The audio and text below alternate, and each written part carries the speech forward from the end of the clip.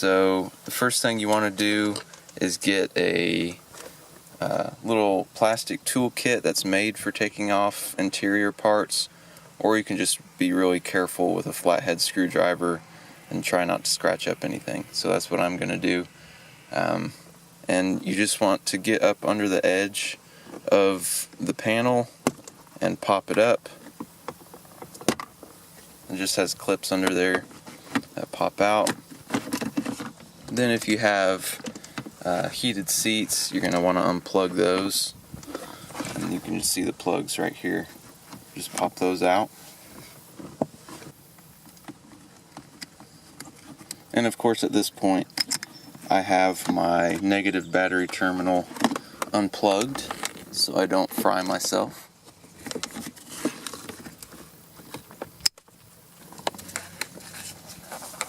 Alright, so I got that unplugged. Underneath there you're going to see a screw here. And on the other side you see another screw. Undo those.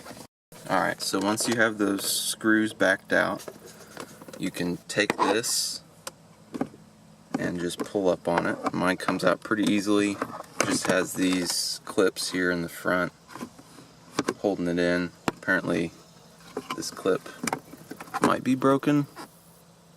Maybe not. Yeah. This one is supposed to have a metal tab there. This one has probably already been taken out before, and so it's missing that tab. And then you just want to unplug your cigarette lighter. So once you unplug your power outlet or cigarette lighter, you have these two screws here. So these two screws are going to undo the cubby in there. So just take a Phillips head screwdriver and undo those.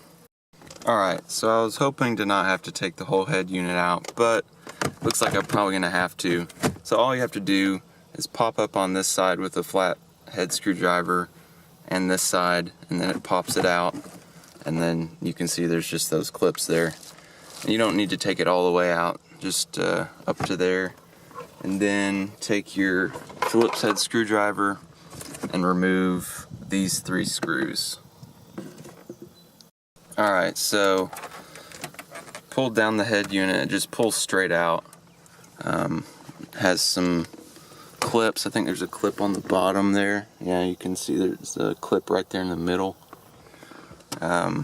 But otherwise it's pretty easy to pull out. So let's see. You have the wiring harness for my old aux cable, which is right here. So just pull that out, and then you have the harness for your radio, that blue in there. This black cable here is for the antenna. So we'll transfer this one over to the new radio, and then we'll have to use the Metro harness and the radio harness here.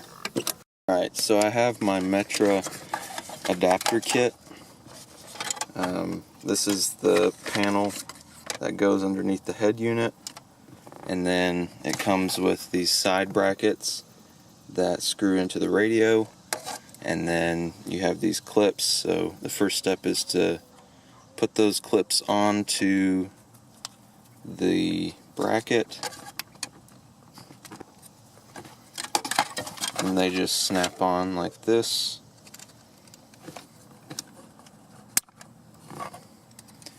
And then you want to take the little bag of screws that it gives you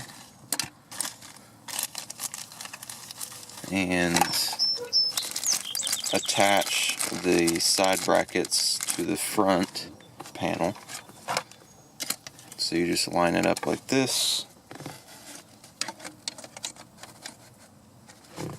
and put those screws in.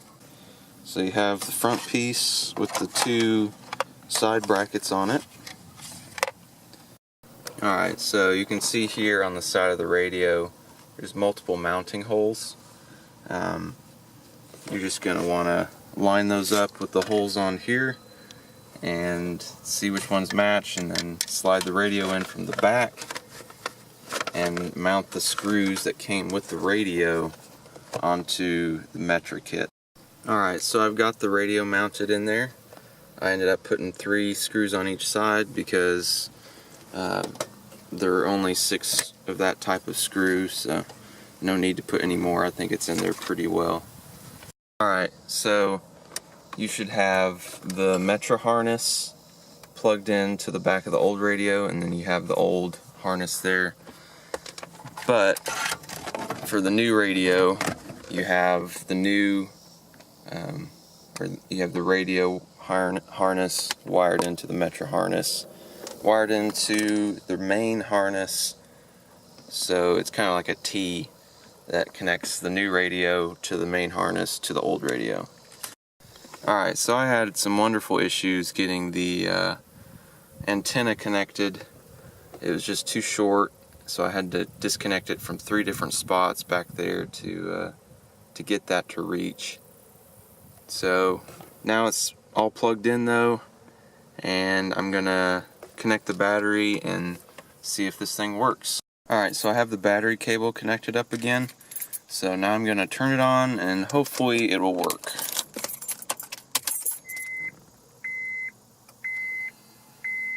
Well, looks like it's working. Alright, so I have the USB here on the back, and what I'm gonna do is run that underneath here, underneath there, and then I'm gonna drill a hole right here in the console and run it into here. That way I have all the wires hidden and easily accessible inside this compartment. So now you just want to slide these clips into those holes there on either side. Alright, so to connect this bracket in, you just want to take the old screws that originally connected the cubby in and connect them back through those tabs right there in those corners. So one there and one there. Alright, so to put this part back in, always remember to plug your power outlet in. Just plug that in and then you snap it in. Just pushes right back in, and then hook up your seat heaters. Right, so I got both of the seat heater buttons in, and then we're just going to pop this back in. And that's good. So I've heard some people say that their compartments no longer open after they put their adapter in there, but mine are perfectly fine. So everything still works. You just lose the cubby compartment right there. And then once we have all that, we can stick the 3 screws back into the top of the old head unit and pop this back down on top of it, and we should be good to go. Alright, so now I've got it in. Everything's put back together. I'm pretty happy with the way that the kit looks. It's not exactly the same as the plastic in my car, but it's pretty close. And it doesn't look bad. At least the rest of my car is black and the kit is black, so that fits like that. And then everything works along here, and I drilled a hole in my console for the USB right there. I didn't put an aux cord on there, but it has that option, so if you do want that, that's pretty simple. You can just run it up through here if you want, or you can drill a little hole in here or up here, but I prefer just to leave that how it is and run it up through the center there. So, well, that's pretty much it. It sounds pretty good. I think it sounds a little bit better than the stock radio, even though the speakers are the same. I think it processes it a little bit better. So, it also has different audio settings that you can do. The stock radio just had a few settings: bass, treble, fader, I think were the settings. which is pretty minimal, and this one has lots of them. So, well, that's about it. And if you have any questions about the installation process or the radio itself, just let me know. Thanks for watching.